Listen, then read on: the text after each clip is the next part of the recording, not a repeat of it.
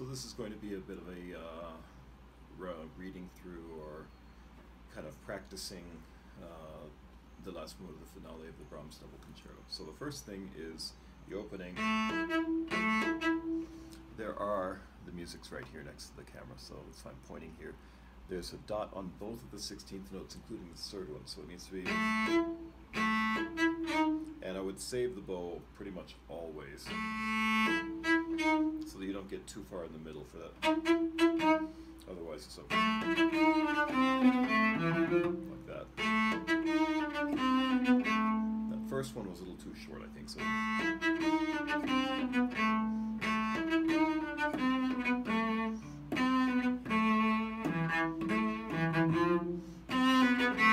I wouldn't play open A there unless you can do it really nicely in a concert. That's a bit risky.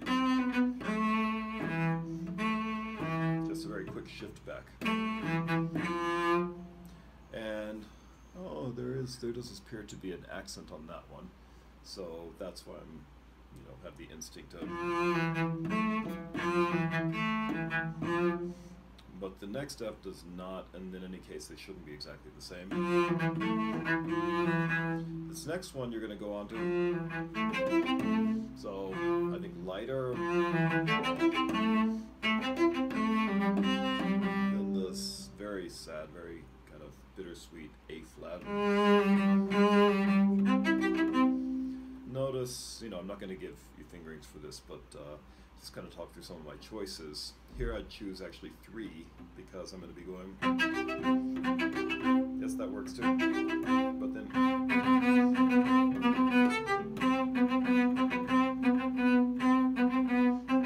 I'll probably do a 2-2 at some point, doesn't really matter where. Now these, it's of course, he's changed the articulation, so that's an important point.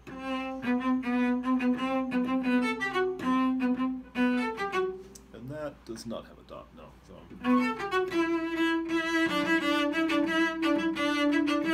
have to be careful now. But the articulation's the same whether you're higher in the bow or toward the frog.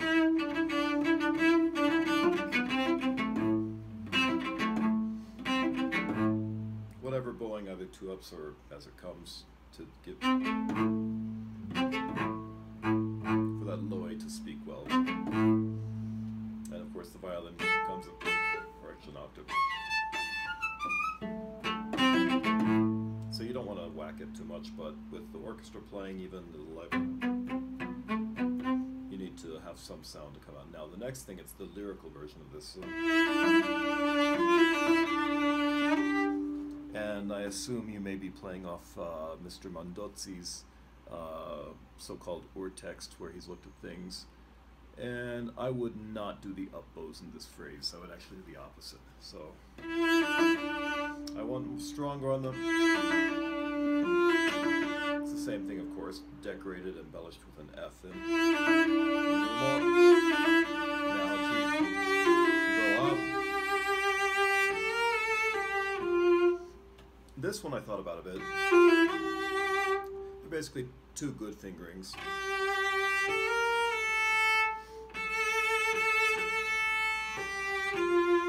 That or 3.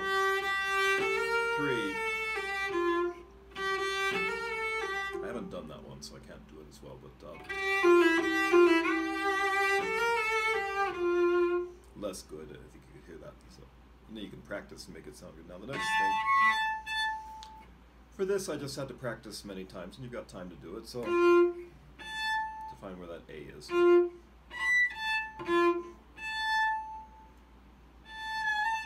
And I would actually play the harmonic unless I don't remember, I'm pretty sure I would almost always use a harmonic here. Harmonic, G sharp very close.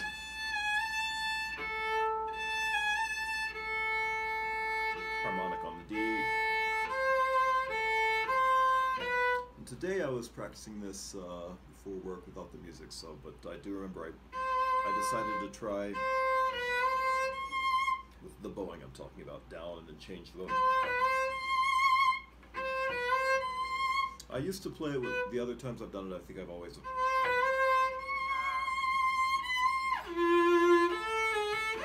Maybe I I change there? I don't know. But it's a little harder to reach that high note on an up bow. It just feels a little more awkward. Just play legato. And I'm doing, if you can see, 2, 1, 1. I haven't practiced this, but so you need to know that octave to play it.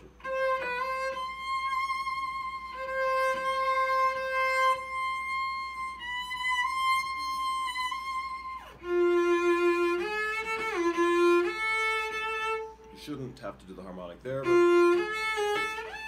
harmonic for sure there.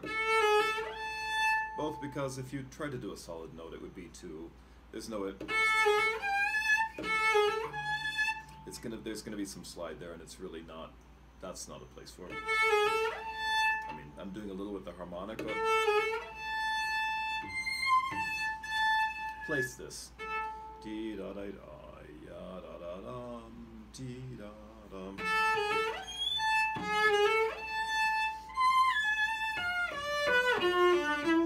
I just change bow all the time. Where am I? I got lost. There.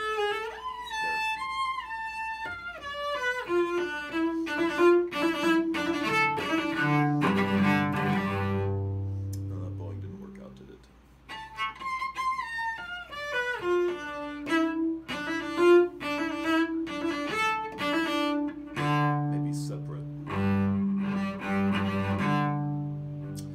To be up bow on the sextuplet, or not.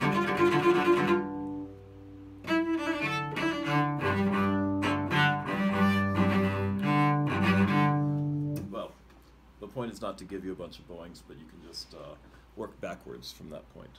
Okay, now these, I believe.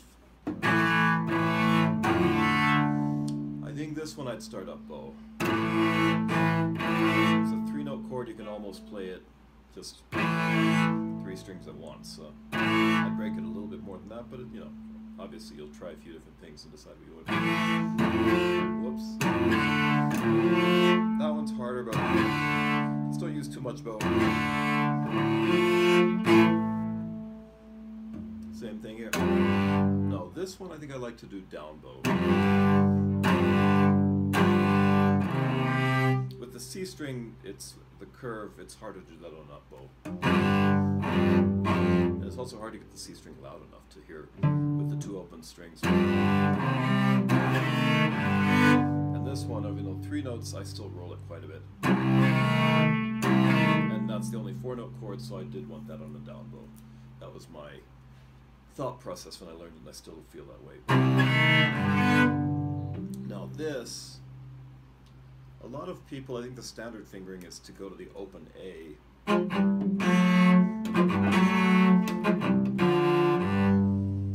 I wouldn't. It's a lot of jumping around, and also it makes the A, you know, 3 times as loud as every other note in the entire passage, so I don't like it for that reason. So I haven't done it that way. And there's not a lot going on. You can play.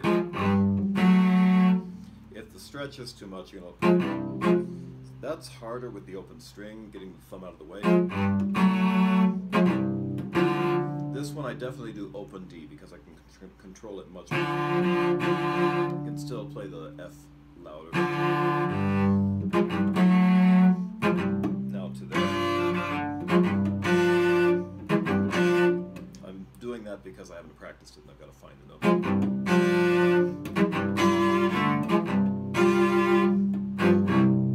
Should play this plate slowly.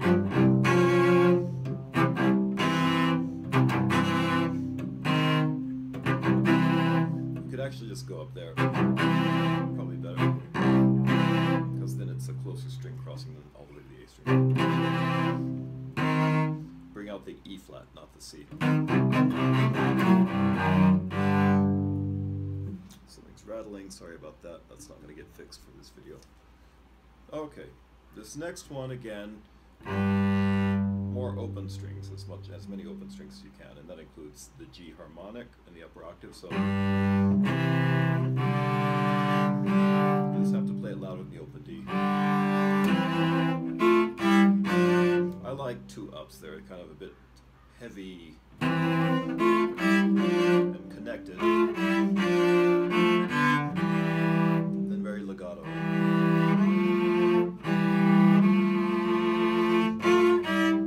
As far as fingering, you know, I tried, definitely not an extended fingering. You don't want, maybe, so to practice it, of course, you're going to go,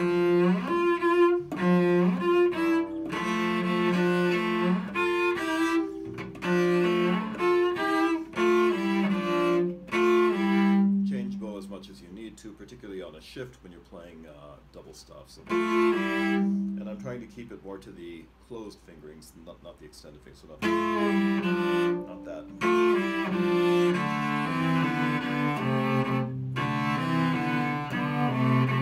A couple of different ways, but the other one sounds a bit murkier, or that's the least good option for the sound. You're getting into the low register, and the violin's about, or just came in, maybe it's about to come in, and so you're going to get totally covered. Then just try to play this as an obligato melody.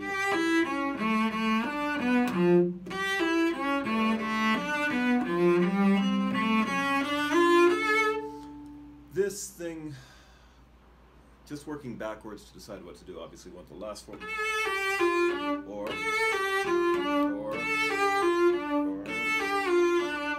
all sorts of, but anyway, down bow is the point. So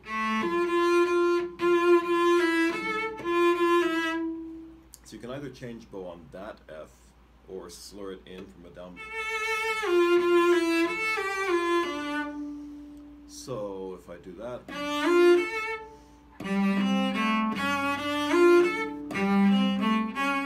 make it sound like the other thing you have, or and change bow, but really connect.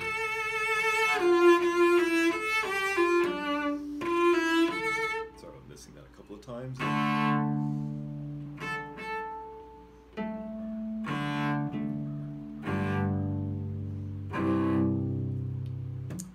Then I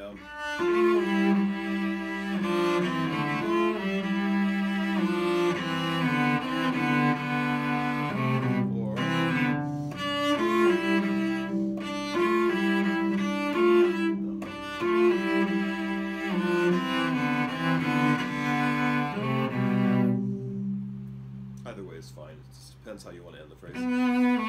Or since you're going to a G string, you might need a little more focus. Then lift the bow. So that's what's to practice.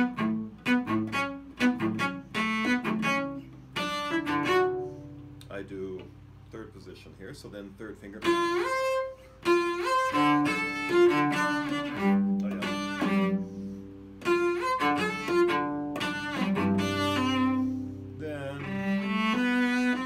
This is fine, but I do want to be on an up bow, ending it to go there. So I change bow a lot to do, or that's a bit, and then just 3-2, change bow there.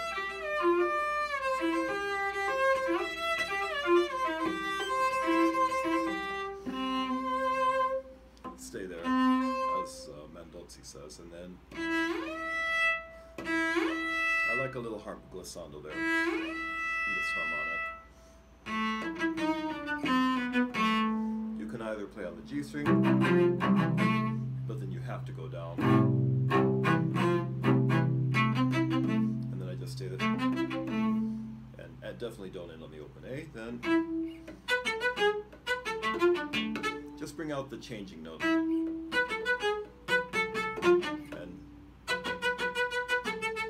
bow stroke.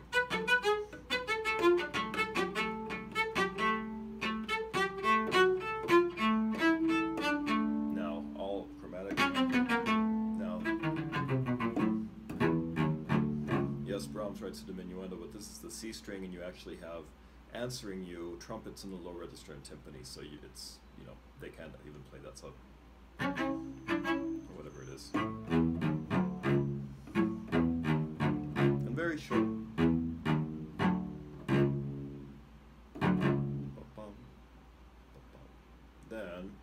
this is with the string section, the whole string section. So, and I prefer a slightly detached stroke.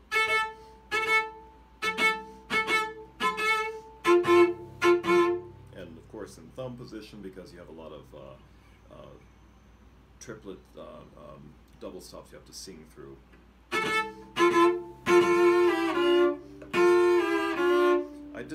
I tried learning it going to extended. That was terrible, actually. So I do just, and I just slide back and forth here.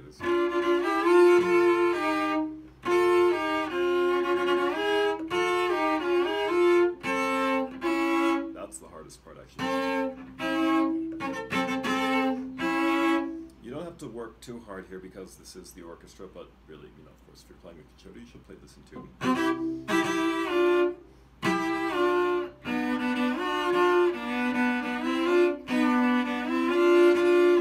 I do play an open A here. Then I go back. Sorry, I have to find my notes a bit.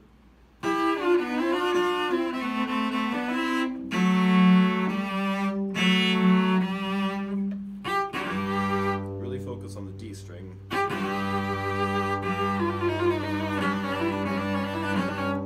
Here's the page turn.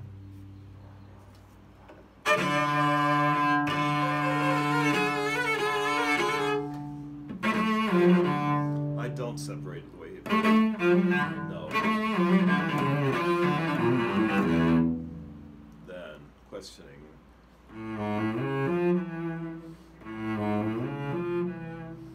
Next one is a bit more final. It's at least without the chromatic. The B flat tonicide. To allow it to go to F major, implied. I think I generally do two on the same bow, and the last long note on an up bow. Oh, that's actually what's in here. Yeah, I tried a few things. I like going up on the D string, but maybe 1, 3, 3, because it can be a bit scary. If it is, then this a couple of ways, like just a arpeggio finger. But I think today I was messing with this and it seemed better just with open A.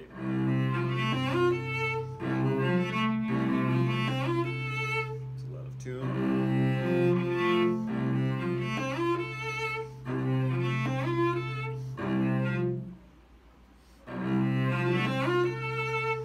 Then here I do the octave thing. That's of course then just first position on the D string. Then I like this up bow. This is Brahms' nod to his past with playing gypsy music and with Joachim as well.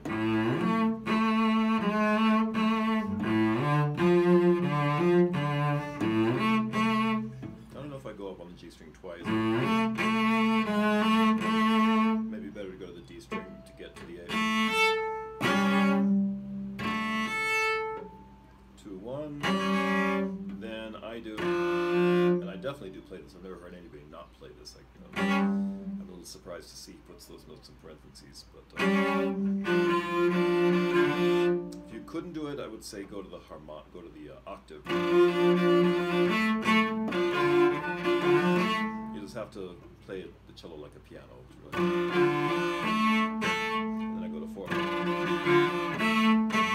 And I do soy that in so that I'm still in. And then singing the next passage. A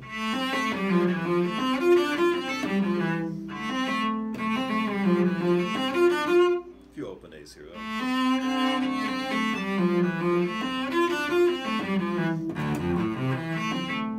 Playing the right notes. I would change bows somewhere there.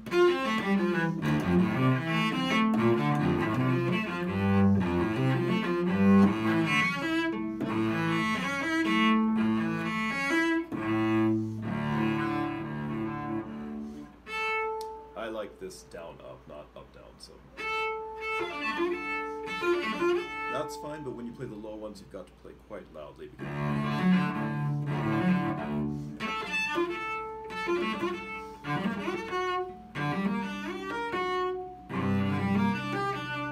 do that one. That's not a. I wouldn't get that fingering students normally.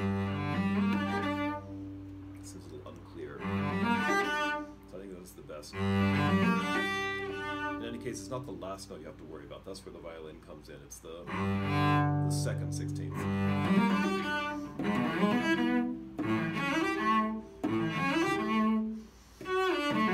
More singing this one. Take a little extra time even on the F sharp.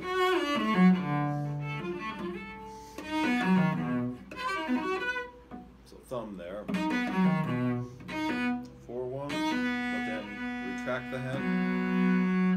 3-1, 3. It's not a great fingering, but much better than that. Thumb, normal arpeggio fingering. 1-4-2, etc.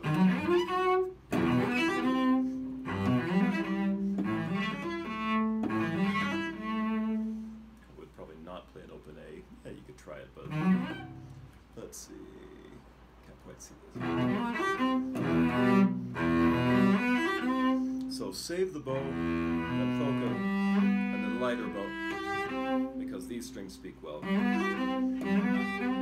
and the string crossings as well.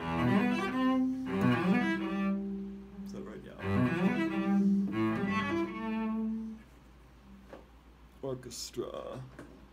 All separate these. And I was looking at this, I think go to an open D, and a 3. So you're in shape for that. I didn't even look at this one. I think because it's right after the full orchestra, the violin is quite loud here, that you should even do open A.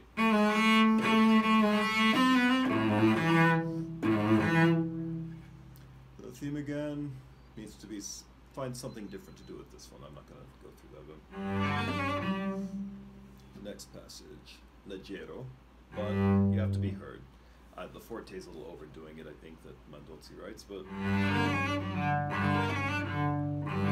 and bring out the difference in the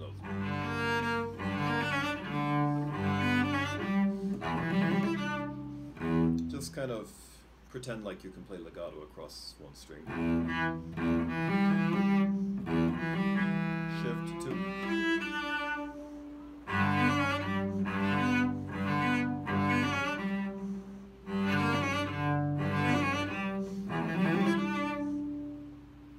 Starting this one down bow, so molto leggero e dolce. So he's changed, he's added the dolce, and the leggero is molto leggero now. So not a wispy sound, but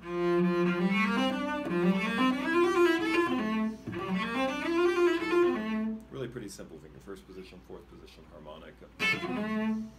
Now this one you have to dig in the bow a little bit more.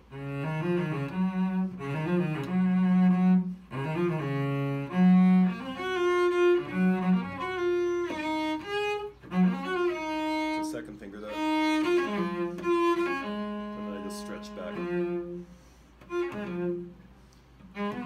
This one, 1, 2, I shift up. Thumb position. Fourth, and then I would do one note separate in that, I think. Well, that's what he does. But I'd do the opposite.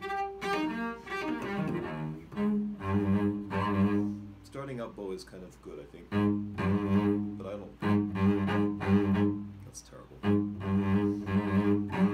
Just play very clean and clear.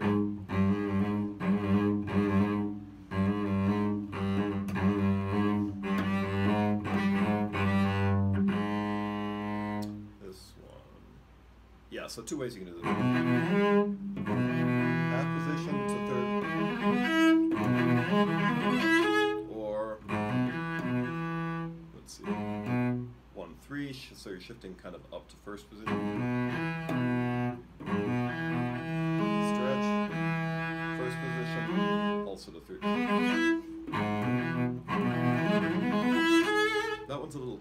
there's no G string in the middle of it to, yeah, so. Of course, that's a tenor clef missing from Mendelssohn's edition. This one, I definitely don't do separate bows.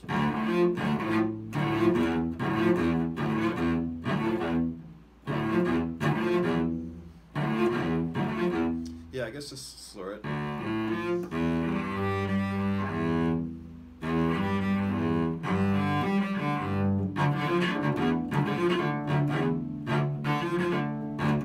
I separate that quite a bit. Sorry, I'm not used to this cello as much, but okay, the next thing, figuring I've never done, but I kind of like this one. It's up on the D string. You're supposed to be under the violin anyway, so unless the violin is super loud, you're fine. But it avoids this extra big stretch, followed by a slight. So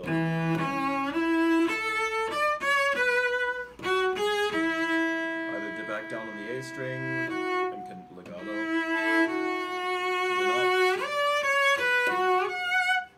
or just stay up there. I don't like that as much because I guess I want some connection there more than just crossing. 2,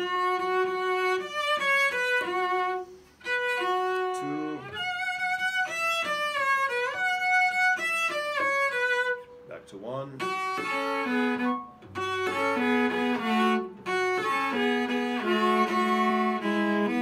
lot of tune.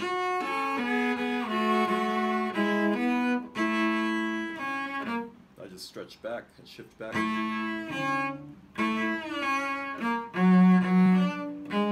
can go up on the D string, then down.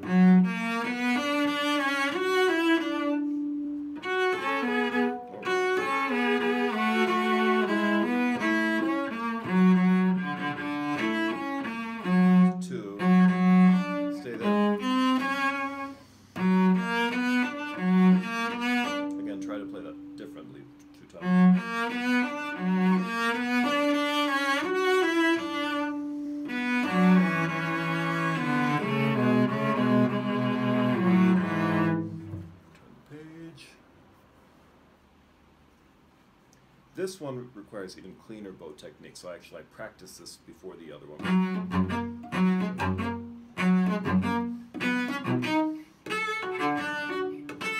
Be sure that you can hear the first of each beat. Not an accent, but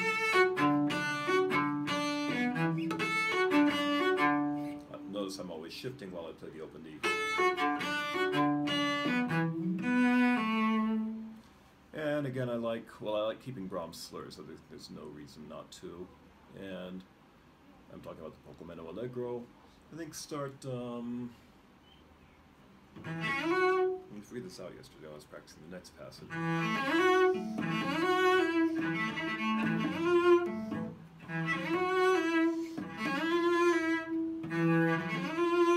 Well, just pick a way to start and practice it and see how it sounds and which one you like, I think.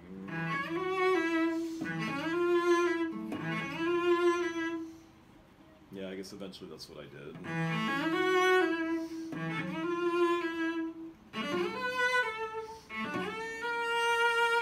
Always big difference with that half step. The whole step is happy, and then Brahms he's never happy. So third position. 4/4, it's not great, but it.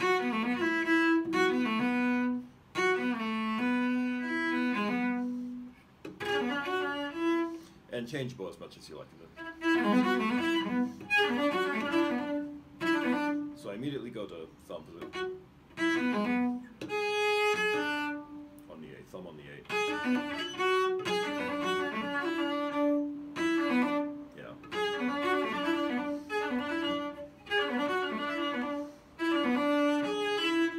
Oh, this one I go back, huh? third position again. And 3. Then thumb on B. Fine to play harmonics here. Oh, that wasn't very clean, was it?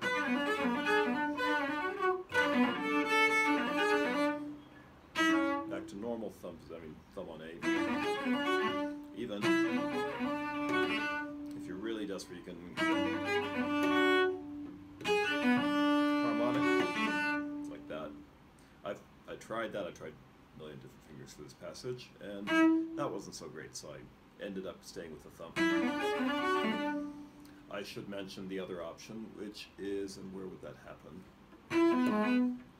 Go more on the G string. That's going to be tougher. It's not going to sound as good. In all honesty, this passage doesn't sound good, you know, even on Rostropovich's Strat, you know. Yeah, so it's covered by the violin and the other rest of the orchestra. So that's minimal fingering. It's a lot of bow work. Probably change bows quite a bit more there.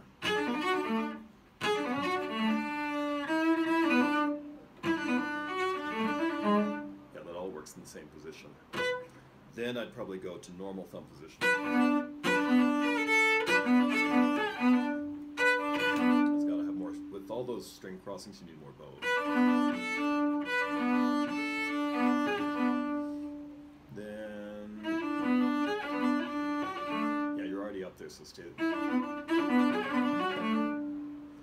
This one, that's not very good. Yeah, and I think that's what drove me to this lower thumb position fingering anyway. So, my more normal. Then I raise the thumb to E sharp. I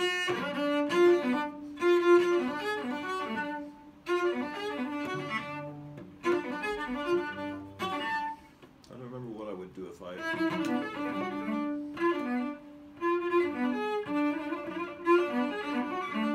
That's one of those things, it kind of should be this with just a high first finger. So you have that outlined for the first chord and the next note. But it's kind of, seems like it's better on paper than when you actually do it. Well, now it's fine. So, not too loud. It's in the high register, it's easy to play loud.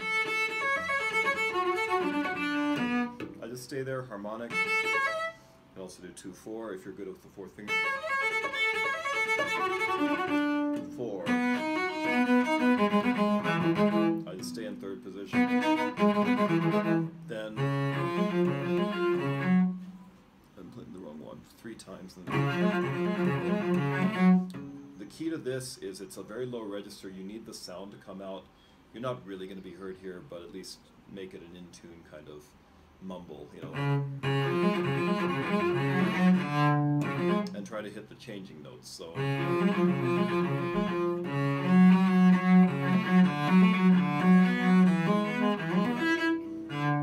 that was just first position. First position there. Now sing this. I got a first finger because I'm going to go 3-3 after that. Because of the slur. I think that one I do 2 bows for sure. No, wrong note. Yeah, I can do that in 1 bow, and then for the pianissimo, then I'll be up bow. It's kind of nice. Can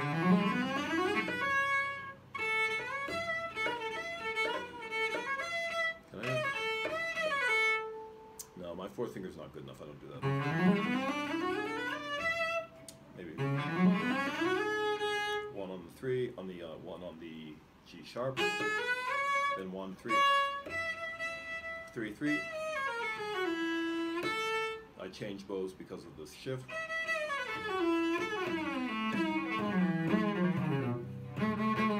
No, that's it.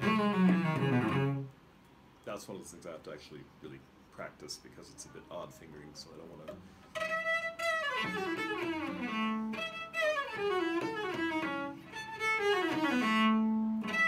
Something's not quite right there, but that's it.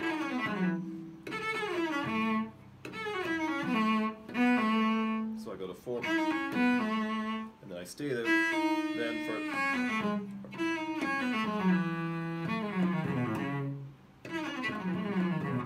that's it. Don't speed up, because the violin is going to lead it.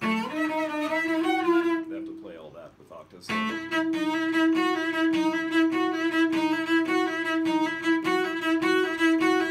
they play an extra scale, as you know. So that's got to all be together. Yeah, and that's a quick walkthrough without my practicing too much, so you know, having to re-remember my fingerings, but I hope that helps with some ideas for technique and interpretation phrasing.